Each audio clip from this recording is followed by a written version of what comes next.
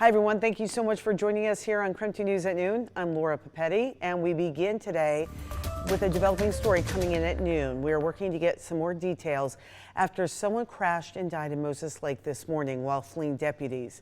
The crash happened on Lakeshore Drive south of I-90. The Grant County Sheriff's Office says the vehicle they were pursuing crashed into a power pole. The crash knocked out the power in the area, but it has since been restored. The Sheriff's Office said the investigation at the scene could continue until about 2 o'clock this afternoon, so more to come. And this is coming in new at noon. Former U.S. Representative Liz Cheney made a visit to Spokane this morning. KREM 2's Brandon T. Jones was at the convention center where she served as the featured speaker for Whitworth's President Leadership Forum. Well, it was a packed crowd here inside of the Spokane Convention Center to hear former U.S. Representative Liz Cheney speaking.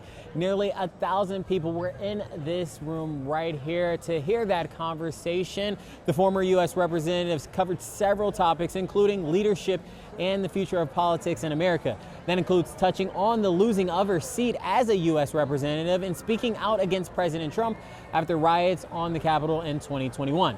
As for the title of that speech today, it was pegged as Defending Democracy, a conversation with Liz Cheney.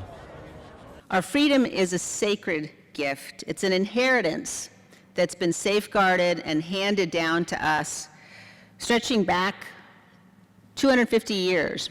Cheney spoke for roughly 20 minutes before a Q&A session with Whitworth's president. A few key takeaways: she urged the room and American citizens to continue using their vote and to keep seeking the truth. She wrapped things up by saying communication with others who have different opinions or perspectives than you is important, stressing it's not abandoning your beliefs or your values, but it could just be an opportunity to learn from one another. For now, reporting here at the Spokane Convention Center, Brandon T. Jones, KREM 2 News. All right, Brandon, thank you very much. It is just 2 minutes past noon right now, and if you have a chance to maybe get outside over the next few days, you're definitely going to want to do that, rather.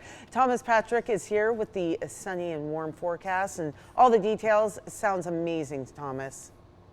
Yeah, it's just going to be perfect in a word for today, and these weather conditions stay perfect for the rest of this week, not just even warmer and warmer as we head closer towards the weekend. Even right now, mid-50s in the sunshine, 61 up at Whitworth as of the noon hour. An absolutely stunning, beautiful day, and like yesterday, in the sunshine, feels plenty warm. Might be just a little cool if you are nestled into the shade. And well, you're not going to find any shade from any cloud cover. I mean, this is a 6-hour loop of the satellite, and it looks like a completely blank map because at this point, and effectively it is out there, there's not even a single cloud in the skies, maybe way off towards the eastern distance as I just look past my monitor here to my right. So sunny skies remain through this entire afternoon. Should get up to about 64 for the high temperature today, which is even warmer than it was yesterday. It'll be even warmer yet for tomorrow and Friday, but remember, the low temperatures might stay a little cool out there. Gets better over the weekend. Not as cold in the 40s for lows, and yes, even warmer weather for highs. Now here's the thing, I did drop the rain chances over this weekend. I'll show you why that is and how long we're going to keep this near perfect stretch of April weather going. Your weather impact forecast is coming up in just a few minutes. All right, Thomas, thank you. And we are tracking the results from a special election last night. The Spokane County Fire District 8 levy is currently passing by a comfortable margin. If results hold out, it will restore the EMS levy from 30 cents to 50 cents per $1,000 of assessed property value. The fire district says the levy will fund the replacement of old medical equipment and allow them to hire more EMS staff. All right, the clock is winding down. For state lawmakers in Olympia, they have to pass a state budget by Sunday night. Democratic leaders from the House and Senate met with Governor Bob Ferguson yesterday, who has to sign the budget and has encouraged legislators to rely more on cuts than any new taxes. Representative Joe Fitzgibbon says budget writers are giving up tax proposals in exchange for deeper cuts. If we do pass a budget by Sunday, then yeah, I expect we will go home, and with the hope that enough of the budget meets his approval that we don't have to come back. But if we do have to come back, we'll come back. State law requires legislators to pass a balanced budget by midnight on Sunday. The governor has 20 days then to decide if he will sign the budget into law, or if not, as you heard, he can call legislators back to Olympia.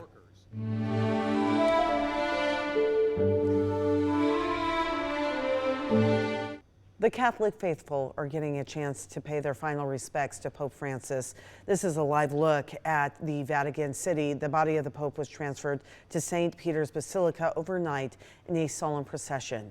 Tina Kraus has an update now on the plans for his funeral coming up this weekend.